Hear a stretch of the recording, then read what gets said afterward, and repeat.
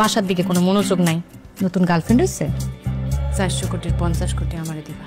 ঢাকায় বর্তমানে বেশ ব্যস্ত সময় পার করছেন জনপ্রিয় অভিনেত্রী ও মডেল রাফিয়াত রশিদ মিথিলা।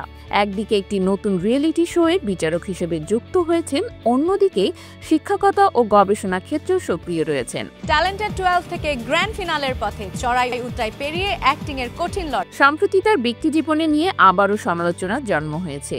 ওপার বাংলার খ্যাতিমান নির্মাতা সৃজিত মুখার্জির সঙ্গে তার দাম্পত্য জীবন নিয়ে নানা গুঞ্জন চলছে।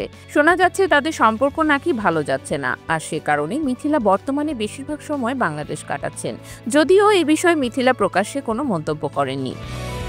সম্প্রতি দ্রৌপদীর শাড়ি থিমে একটি ফটোশ্যুট করেছেন তিনি, যা সামাজিক মাধ্যমে রীতিমতো ভাইরাল হয়ে গেছে।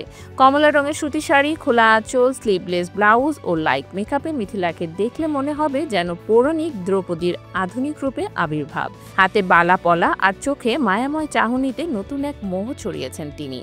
এই ছবি প্রকাশের পর মিথিলার ভক্ত ও নেটিজেনদের মধ্যে তুমুল আলোড়ন দেখা দিয়েছে।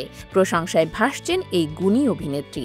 একজন ভক্ত বুদ্ধদেব বসু দ্রৌপদীর শাড়ির কবিতার পঙ্ক্তি উল্লেখ করে লেখেন, রোদ্দুরের আঙ্গুলে আঁকা মেঘের ঢেরা হঠাৎ খুলে দিল স্মৃতির অন্তহীন ফিতে। এমনই এক মেঘলা দিন, সীমান্তে শাসনহীন। তবে ফটোশ্যুট খোলামেলা শাড়ি পরা নিয়ে যেমন অনেকেই মুগ্ধতা প্রকাশ করেছেন, তেমনি কেউ কেউ হালকা সমালোচনাও করেছেন। আলোচনা, প্রশংসা কিংবা সমালোচনা সবকিছুর মাঝেই মিথিলা যেন নিজের মতো করে পথ চলছেন, নিজের অবস্থানটি দৃঢ়ভাবে ধরে রেখেছেন। এটা ওর ভেসপার মধ্যে লাগিয়ে দিতে হবে।